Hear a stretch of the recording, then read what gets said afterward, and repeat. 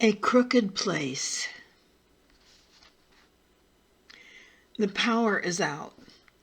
Went out right in the middle of the rodeo rerun he was watching.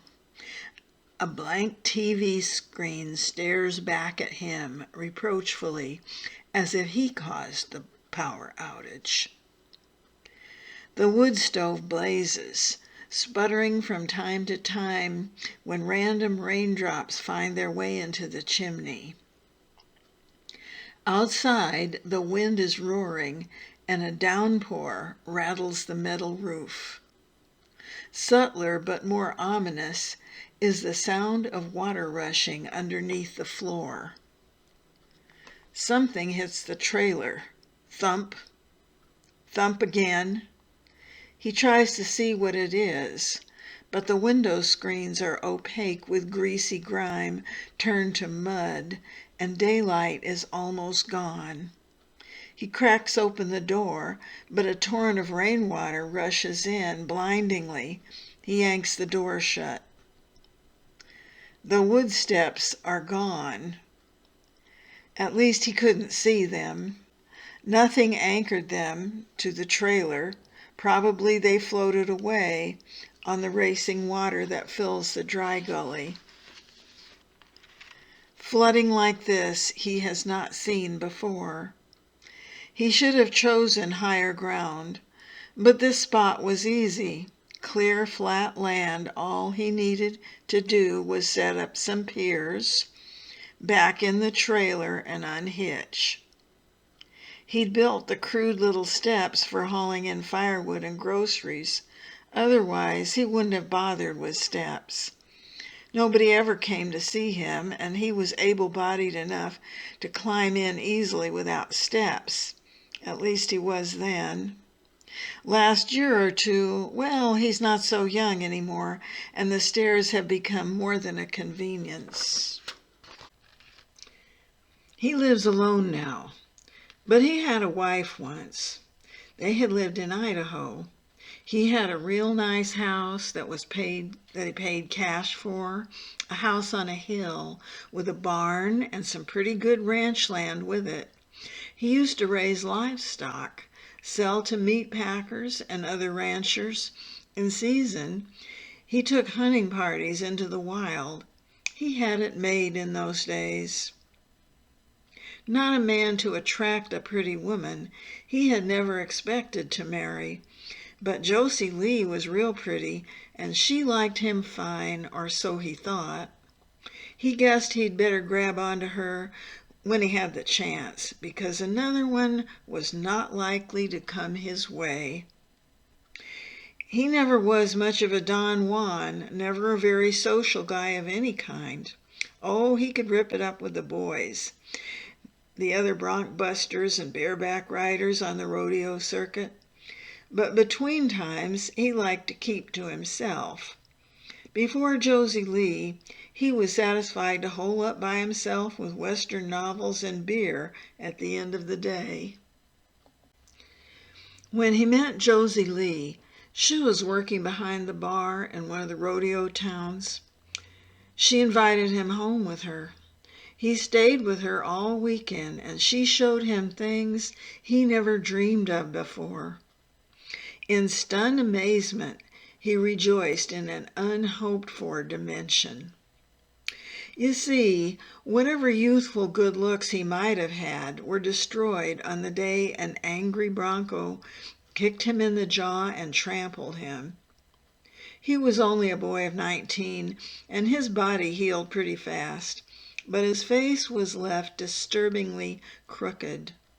One eye never closed all the way, and only one side of his mouth ever smiled. The other side stayed fixed like concrete in a grim line. Until Josie Lee, his women had all been drunk girls or prostitutes who vanished after the first climax. Josie Lee, however, wouldn't let him leave her room. She cooked his breakfast, and then she cooked his goose. They were married a week later. In the beginning, Josie traveled the rodeo circuit with him. She liked the freedom all right, but after a year or two, she began to hint that it would be nice to settle down. She was homesick for her hometown, Silt River in Idaho. She said that he wasn't getting any younger, and maybe it was time to exchange the rodeo circuit and ranch hand life for the more lucrative life of a rancher. After all, he could still ride rodeo when he felt like it. He had liked Idaho, okay. The hunting was good. So he bought some land, built a house on it, and settled in, as much as it was possible for him to settle in, as a rancher.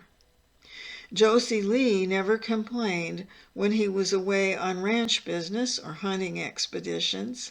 She knew lots of folks in Silt River and found plenty to satisfy her social appetite. Now he finds himself shifting his weight, shifting from left to right, right to left, an easy, unconscious effort to maintain perpendicularity, to keep his balance, an automatic effort to offset the sway of the trailer as it moves with the current. The current? The newborn stream has become a river, all right, its rushing waters lapping at the bottom of the trailer, lifting it off its piers, making it sway the way a moored boat sways in rough water. Man, no doubt his vegetable garden and chicken coops are history. If the water gets any higher, he imagines the trailer will float away because there is nothing to hold it. Maybe it will tip over, fill with water, sink. He calculates the risk of abandoning ship before that happens. Maybe he can make it to the truck, but the truck probably is in water up to its dashboard by now. He might have to swim for higher ground, if he can find it in the falling darkness and churning water. A familiar but long unfelt rush of energy shoots through him. The juice makes his senses alert, makes his mind flash through possible scenarios like chain lightning. During rodeo season, the juice had been a daily, hourly companion that kept him impervious to pain, fearless, and smart enough to outwit any trick a wild bronco or a crazed bull could pull. He hadn't felt the juice for years, not since he came to believe that he was no longer being hunted, and that even if he was being hunted, he would likely never be found. He had taken on a new name and a new identity, a new job, and in time a new home, where the boss let him set up in a place of his own choosing on the huge Texas ranch. He is well known to the small Texas community in spite of being taciturn and reclusive.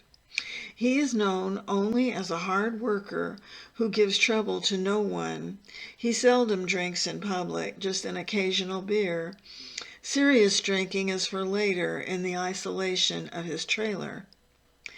He thinks a drink would taste fine right now, but of course the challenge before him does not require a drink. He only needs the juice, and he is exhilarated to find that he has plenty of that. In the swaying trailer, he puts one hand on the door frame to steady himself. He assembles survival gear, keeping it light in case he has to swim for it, as he almost certainly will.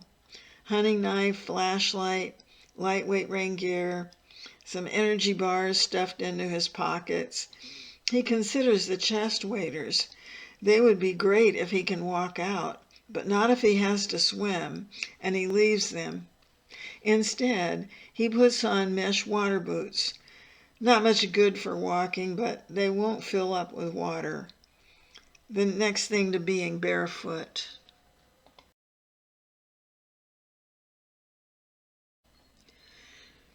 The rain has nearly stopped.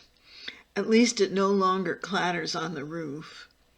He cracks open the door and peers into the black night. No moon, no stars, no light from any source. Power must be out all around here. The rain may have stopped, but the sway of the trailer tells him the water is still on the rise and apparently moving faster than before. He can wait it out right here if only the trailer stays put until daylight. He had to leave everything behind when he left Idaho: land, home, business, and of course, Josie Lee. Until the night he saw Josie Lee in the bar with Sam Woolsey, he had never known what rage truly was. Sure, he knew she got around to the bars when he was away. Why not? She worked in a bar when he met her. She had a lot of friends in Salt River. That's why they settled there. Where else would she see them if not in the bars? They had been schoolmates, her and Sam Woolsey, right? But he'd felt the betrayal long before that fatal night. He felt it when he came home late from a hunting trip or a cattle auction and found the place empty. Her affectionate welcomes were a thing of the past. The passionless sex now a duty performed. He supposed that was the normal course of marriage. The fire cooled.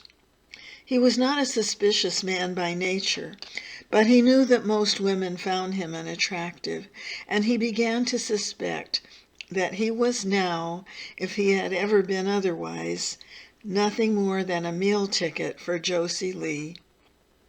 Clueless as to remedy, he did nothing, said nothing.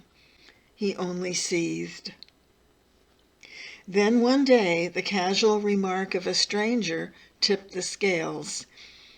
He was in a bar 25 miles from home, having a beer with some of his hunters, just about ready to climb in his pickup and head home, when he heard his wife's name. Afterward, he couldn't even remember what the man said. He only heard a lewd remark that included her name and Sam Woolsey's name, followed by a chorus of snickering laughter.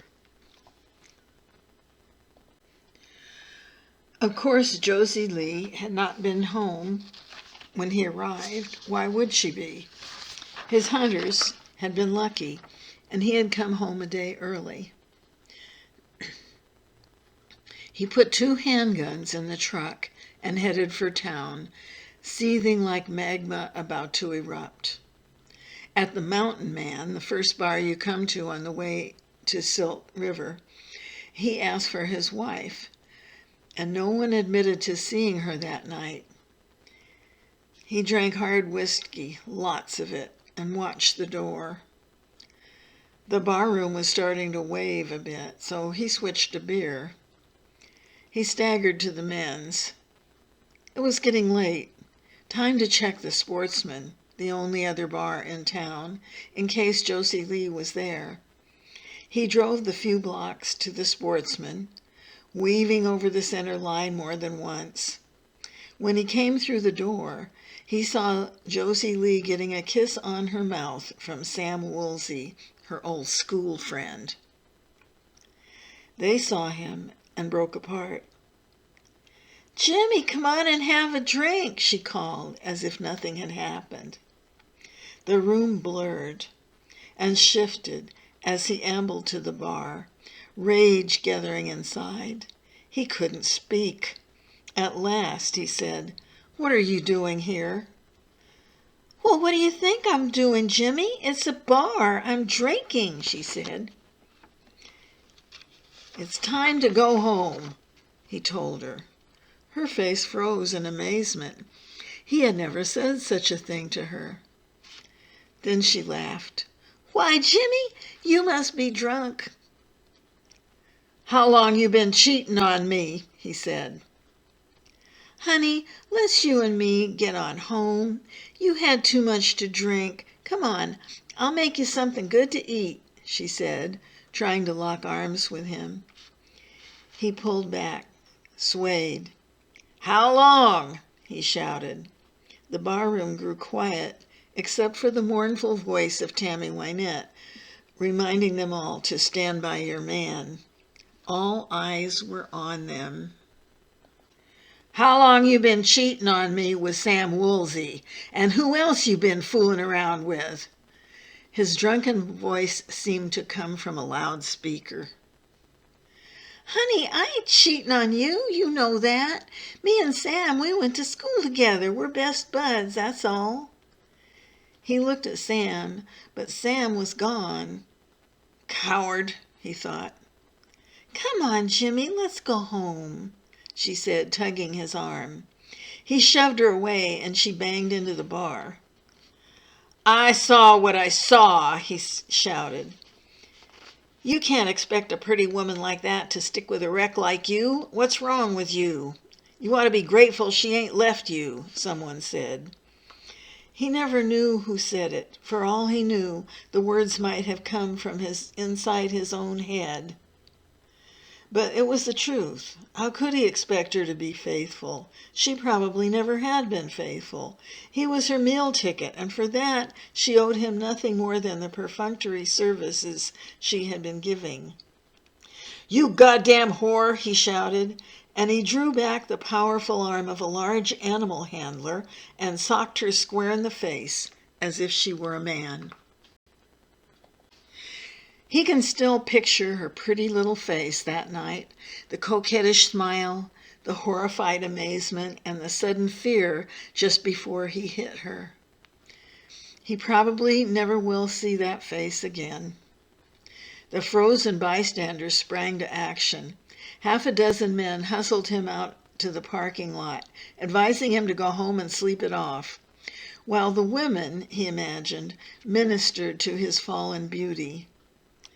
His rage was not spent. He went to his truck and armed himself with both handguns. He wasn't finished yet. Not until he found that cowardly bastard, Sam Woolsey, and took care of him in the only way possible.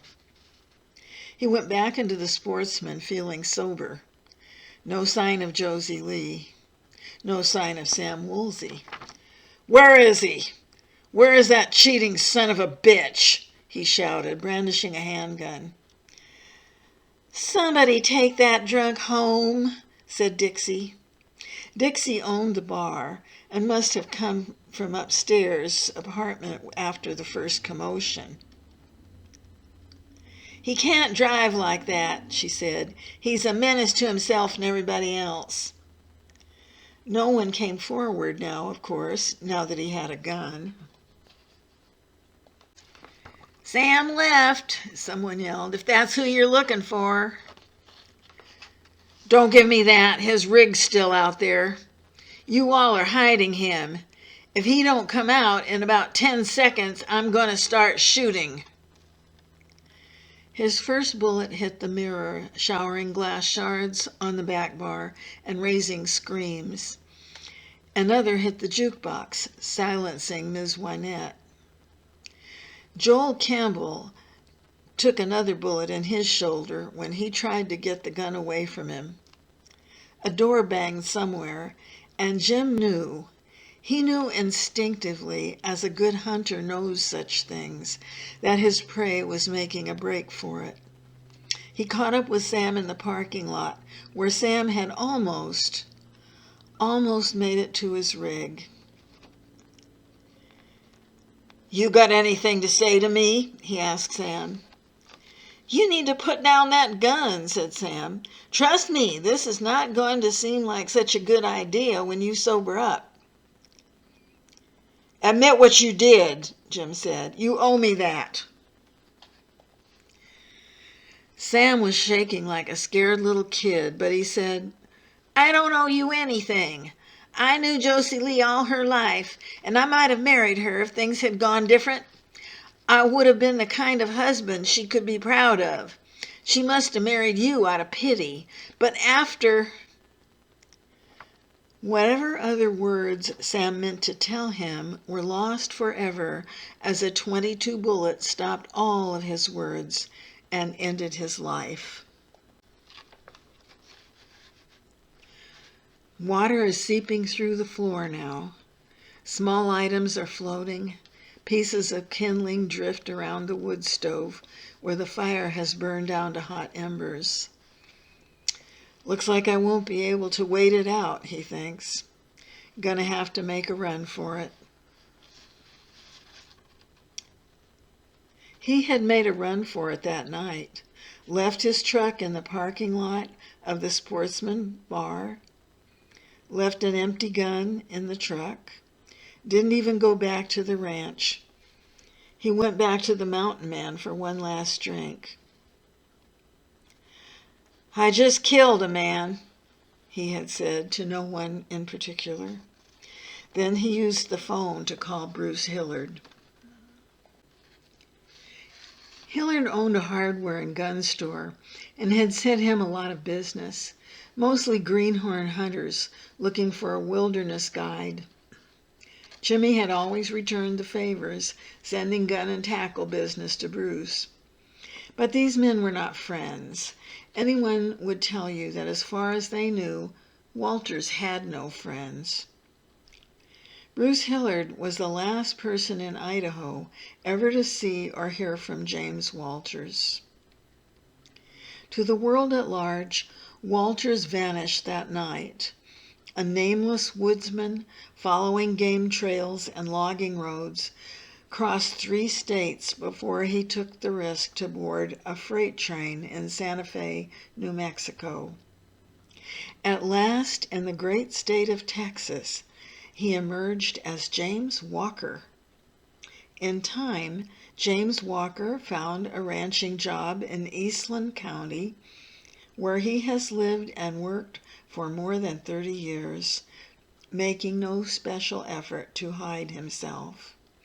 At first, Walker lived in the ranch bunkhouse, but his reclusive nature hungered for privacy.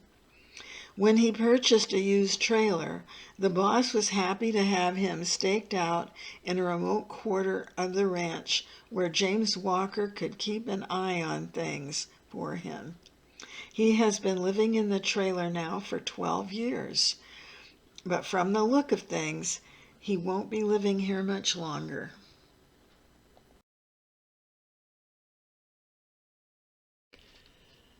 A dozen or so severe waves make him cling to the bulkhead, while fierce creaking and crackling sounds come from the hull. The trailer lurches to port side, holding at a 20-degree list. The wood stove capsizes, detaches itself from the chimney, and rolls away, dumping hot coals on the floor. They hiss and fizzle on the wet floor matting. The stove slides into a bulkhead, creating a hot spot. The thin drywall shrivels and breaks into flame. The trailer is on fire. Walker doesn't know if the trailer will burn up before it sinks or if it will sink before it burns. He knows only that it's time to go. Thanks to the trailer's list, water is coming in around the door, and he has to force it open against the pressure of rushing water. He can open the door, but to escape he has to hold it open. How is he supposed to hold the door and jump out at the same time? I waited too long, he thinks. Finally, he uses a piece of firewood to wedge the door open and leaps into the night, into the dark, racing waters of the brimming dry gulch. Water pours into the open door as he jumps. A tipping point is quickly reached, and the trailer leaves its piers for good, rolls over, and sinks. He hears this happen, but he can't see it. In total darkness, the swift, icy current carries him far away before he hears the final whoosh. He can swim, but he has no idea which direction to go for higher ground and no idea where he is going. Maybe at the end of the gulch he can walk out. Where does it end? Of course, it probably empties into the river, and that is where he is probably headed. From time to time he bangs into things, fence posts maybe, farm equipment, rocks, he can't tell. The last thing he remembers is the faint light of dawn to the east, reassuring him that he is not headed for the river and that it will soon be daylight.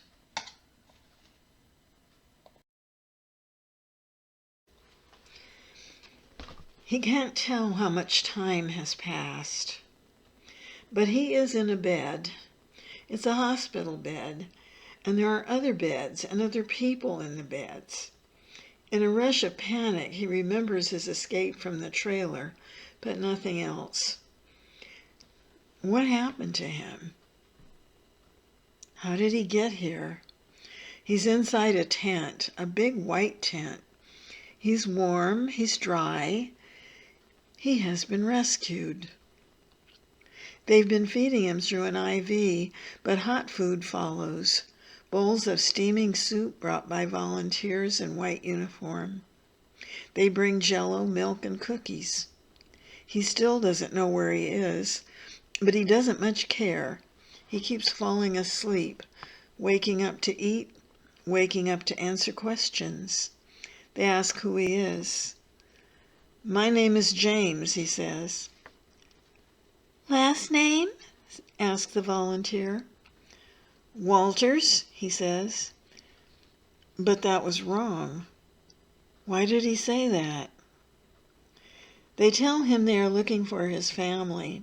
He says he has no family. All of his family are dead. That is mostly true. And then one last time, he wakes up to find a sheriff looking at him. The man wears the broad-brimmed Western hat, green shirt, and shiny star badge of an Eastland County sheriff. No introduction necessary. "James Walters," says the sheriff. A chill shoots through him. "No, sir," says Walker. "My name's James Walker. You must have the wrong man. I've been working at the Wagon Wheel Ranch for almost 30 years. They can vouch for me." "No need. I have all the vouching I need," says the sheriff, holding up a form printed on a white card, covered with black fingerprint blotches. "I know who you are, and so does the FBI, and so do the folks in Silt River, Idaho." A search and rescue helicopter had found him in the gulch after the water went down. He has no idea how he survived. But they had found him, unconscious with no ID. Volunteers, not sure if he would revive, took his fingerprints in hope of discovering his identity and where he belonged. Because of that, he is sitting in the Eastland County Jail now, waiting for extradition. They are sending him back to Idaho, charged with murder 1. He didn't resist extradition.